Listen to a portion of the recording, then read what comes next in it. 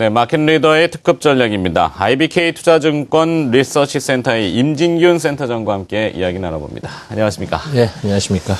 자, 오늘 시장 명확히 정리가 됩니다. 국내 금리와 엔화 환율. 그렇지만 유동성은 넘쳐난다고 하고 우리 증시는 따로 가고 디커플링. 중요한 것은 그래서 어떻게 해야 됩니까? 이게 문제 아니겠습니까? 네. 오늘 준비하신 내용을 쭉 보니까 이렇게 정리됩니다. 어떻게 해야 됩니까가 사실은 중요하죠. 투자자분들한테는. 근데 이제 어떻게 하기 전에 내용부터 좀 평가를 해봐야 될 것 같은데요. 금리 얘기부터 해보도록 하죠. 어제 기준금리 인하했습니다. 네. 시장의 반응을 좀 호응해 준 걸로 일단 판단하고 있고 문제는 추가 금리의 인하 여부가 저는 더 궁금하거든요. 네. 센터님은 어떻게 시장을 보고 계십니까? 일단 이제 어제 25bp 사실 깜짝인지 임박해서 사실은 이제 분위기가 많이 형성이 된 그런 상황이었었는데 실제로 인하했다고 해서 그게 실질적으로 영향을 미치는 효과는 사실 그렇게 크지 않을 걸로 보고 있습니다. 왜냐하면 이미 이제 시장에서는 50bp 이상 인하가 반영이 돼 있는 상황이었기 때문에 그런 거고요. 그렇죠. 전문 용어로 프라이싱 된다고요. 예. 녹여 들어가 갖고 이미 반응을 다 해놓은 상태에서 금리 인하를 했기 때문에 실제 효과는 그렇게 많이 크지는 않을 거라고. 오히려 조금 부족한 감이 있을 정도로 지금 이제 인하가 된 그런 상황인데. 그렇지만 이제 심리적으로 투자 심리에는 많이 긍정적으로 작용을 할 수 있다라고 판단을 하고 있습니다. 결국은 주경하고 여러 가지 정부 정책이 있기 때문에 금리 인하는 굳이 지금 할 필요는 없다라고 이제 주장을 하는 쪽에서 중앙은행에서 이제 금리를 인하를 단행했다는 점이 앞으로 어떤 공조가 계속 이어질 수 있다는 이런 부분들에 대한 어떤 희망을 주지 않았느냐 그렇게 보고 있고요.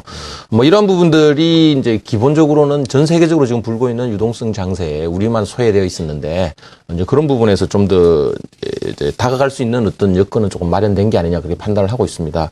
물론 이제 여러 가지 아직 외국인 수급이 어떻게 될 부분이나 기업 이익이나 여러 가지 이제 지켜봐야 될 부분이 있지만 이제 기본적으로는 조금은 그런 쪽에서 가까이 갔다. 그러면서 투자 심리 쪽 회복에 도움이 줄 거다라는 그런 쪽으로 생각해 볼 수 있습니다. 네. 자, 근데 다시 이제 여쭙겠습니다만 추가 금리 인하의 여부인데 추가로 금리를 인하하려면은 명분과 당위성이라는 것이 있어야 될 겁니다.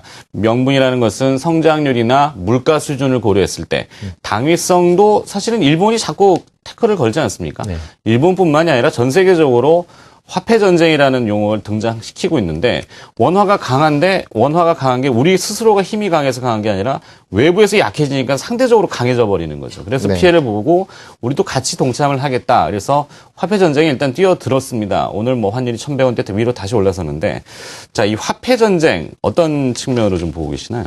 그래서 전체적으로 최근에 사실은 이제 국가가 어떤 경기나 이런 부분 일정인 세계화가 이제 이루어지고 난 이후에 이제 나타나는 현상들이 대부분의 정책이 이제 환율에 집중되어 있는 그런 모습들을 이제 보이고 있는데요.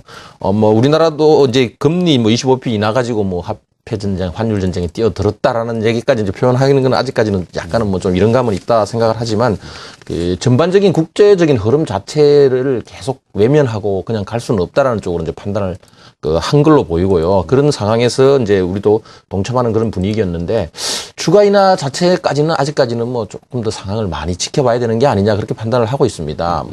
가장 중요한 부분이 물론 이제 물가이긴 하지만 물가보다는 우리나라 이제 경제의 어떤 성장 전망이나 체질 여러 가지 부분들이 추가로 고려되고 더구나 이제 이 부분에 25bp 인하에 대한 어떤 영향이나 효과가 어떻게 얼마만큼 나타날 거냐 하는 부분을 이제 구체적으로 좀 더 이제 지켜보지 않겠느냐 그렇게 판단을 하고 있습니다. 네. 자, 요즘 외신에서 자주 등장하는 표현이 이 글로벌 중앙은행들, 각국의 중앙은행들의 양적 완화 쇼 이런 표현이 나옵니다. 네. 그러니까 경기 부양 쇼라고도 하는데 양적 완화라는 건 결국은 돈을 많이 풀고 그 돈들이 쓰임새에 따라서 경기 쪽으로 흘러 들어가면은 경기가 살아날 것이다 이런 기대감인데. 분명히 또 경제학적으로는 유동성 함정이라는 것도 존재를 하게 되고 반드시 좋다라는 그것이 명확하지는 않습니다만 일단 진행되는 거는 있습니다. 김중수 한은 총재도 만약에 중앙 선진국들이 출구 전략을 시행할 경우에는 이머징 쪽에서는 돈이 빠져나가서 우리가 다칠 수도 있다. 그래서 섣부르게 우리가 그들의 꼼수에 말릴 필요는 없다라고도 하시는 것 같은데 이 유동성 이야기 어떻게 평가를 하십니까? 예, 맞습니다. 모든 정책에는 긍정적인 면하고 그 이면이 분명히 있게 마련이고요. 그리고 그 정책의 효과가 나오기 전에 평가는 엇갈리게 마련입니다. 그게 어느 쪽이 다수냐, 어느 쪽이 소수냐 이제 차이는 있겠지만 이미 이제 미국을 비롯해서 유럽도 그렇고 일본, 금리 수준이 충분히 낮은 상황에 있는 상황이기 때문에 거기에다 돈을 풀면은 당연히 뭐 유동성 함정에 대한 얘기는 나올 수밖에 없고요. 실제로 2차 양적 완화 때부터 사실은 유동성 함정 얘기들이 이제 많았었습니다.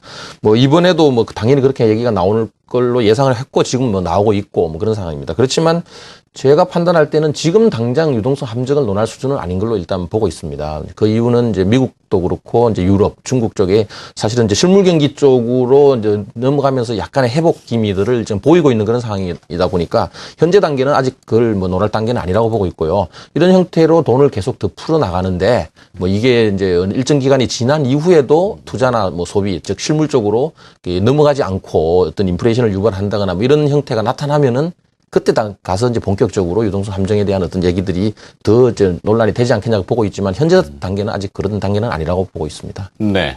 너무 미리 앞서고 뭐 걱정할 필요는 없는 것 같은데.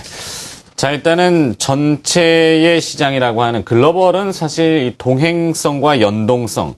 그러니까 국제금융시장이 이제 벽이 허물어지면서 돈이 막 돌아다니지 않습니까? 네. 그러니까 같이 움직여야 되는 것이 정상인데 요즘 우리는 이제 안 움직인다는 거죠. 아침에 저희도 이제 방송을 딱 시작하면은 뉴욕 증시가 사상 최고가를 경신했고 일본 증시 뭐 이렇게 막 글로벌 증시 얘기하는데 이게 이제 힘차게 얘기했다가 다음 진행하다 보면 이제 맥이 쭉 빠집니다. 오늘도 좀 그런 편이 있는 것 같은데요. 자, 이 디커플링의 한계 매번 거꾸로 갈 수는 없을 것 같은데 어떻게 센터장님 평가하십니까? 가장 중요한 부분은 이제 돈이 도느냐 안 도느냐 부분이고 그게 이연자산으로 오느냐 안 오느냐 이제 이런 부분이 이제 판단이 될 수 있는데 전 세계적으로는 유동성장이 연출이 되면서 사실은 위험자산에 대한 어떤 선호 현상이 좀 많이 나타나고 있는 상황. 그리고 사실 금리가 뭐 지극히 낮은 수준이기 때문에 현재 투자할 수 있는 대상 자체가 사실 주식이 가장 뭐 좋은 자산이다, 투자 대상이다라고 이제 판단을 하고 있는데 이제 내부적으로 들어와서 보면은 굉장히 그 좀 어떤 한계점이 많이 이제 노출되고 있는 그런 상황이 아니냐 그렇게 보고 있습니다. 뭐 가장 대표적으로 나타난 부분이 이제 엔저에 따른 어떤 피해 우려가 될 거고요. 또 네. 북한 리스크도 마찬가지고 뭐 그러면서 외국인이 이제 들어오지 않기 때문에 사실 주식 시장이라는 게 이게 선순환이냐 악순환이냐 따라 가지고 제가 판단할 때도 만약에 그 어떤 계기가 마련돼서 주식이 2,000포인트를 넘어서고 어떤 거래가 좀 늘어나고 하게 되면은 또 그때는 오히려 또 주체하기 힘들 정도로 또 이제 돈이 그 주식시장으로 몰려올 수도 있는 뭐 실질적으로 이제 고령화 사회고 어떤 사회, 저성장 저금리 시대에서 가장 투자할 수 있는 가장 좋은 대상은 내가 볼 때는 주식 쪽이 뭐 최고지 않느냐. 그리고 실제로 이제 과거에도 보면 주식이 위험 자산으로 분류돼 있지만 어떤 여유 자금 가지고 장기적인 투자를 했을 경우에 가장 좋은 수익률이 나오는 게 이제 주식이지 않습니까? 네. 그런 것들을 어떻게 투자자들이 이제 그 받아들이느냐 하는 어떤 계기가 주어져야 된다고 판단을 하고 있는데요. 어떤 금리 인하라든가 아니면 이제 이런 부분들이 촉발이 돼서 외국인들이 수급을 좀 긍정적으로 이제 들어오게 된다면은 그런 부분들에서도 이제 시작될 수 있는 그런 계기가 마련되지 않겠냐 판단을 하고 있습니다. 네. 자, 이 주식시장 증시의 특성상 센터님 말씀하신 대로 한번 물꼬가 터지면은 또 확 불이 붙는데 과거의 병폐는 불이 붙었다 너무 쉽게 꺼져버리는 그래서 냄비 시장이라는 표현까지 등장할 정도로. 근데 최근에 그 새 정부 들어서서 초석을 좀 다지는.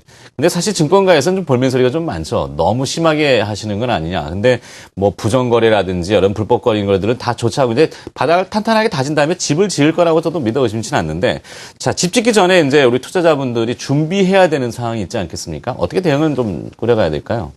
일단 저는 뭐 어떤 주식 시장의 어떤 국면을 떠나서 주식을 투자하는데 원칙은 뭐 한 가지라고 저는 보고 있습니다. 그 얘기는 싸게 평가받고 있는 주식을 사서 제값을 받을 때 이익을 실현하는 전략이라고 판단을 하고 있거든요. 그러니까 여러 가지 국면, 뭐 지금 국면에서 주식을 어떻게 투자해야 되느냐, 뭐 얘기들이 상당히 많은데 단기적으로는 그런 전략이 맞을 수가 있습니다. 그렇지만 어떤 장기적인 관점에서 은행이라든가 아니면 채권 이런 거에 비해서 일정 부분 높은 수익률을 이제 노린다면은 장기적인 투자 관점에서 봐야 되는데 그렇게 보면은 실적이 뒷받침되는 회사, 기업식이 좋은 회사 이런 회사 중심으로 투자를 한다면은 어떤 여러 국면에 그 영향을 받을 필요가 없이 꾸준하게 어떤 그 투자 전략을 가져갈 수 있다는 판단을 하고 있고요.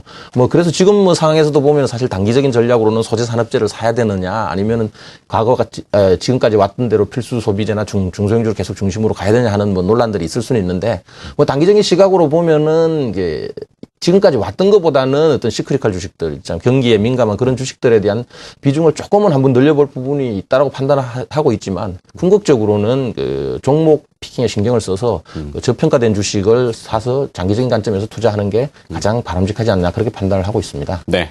자, 밝은 미래에는 분명히 다가온다라고 보시면 되겠고요. 뭐 실적이 좋아지는 회사, 여러분 피부에 느끼시기에 여러분들이 소모하시는, 사시는 제품을 만드는 회사들, 그 제품이 잘 팔리는 회사들, 뭐 이런 회사들의 실적이 앞으로 좋아지겠죠.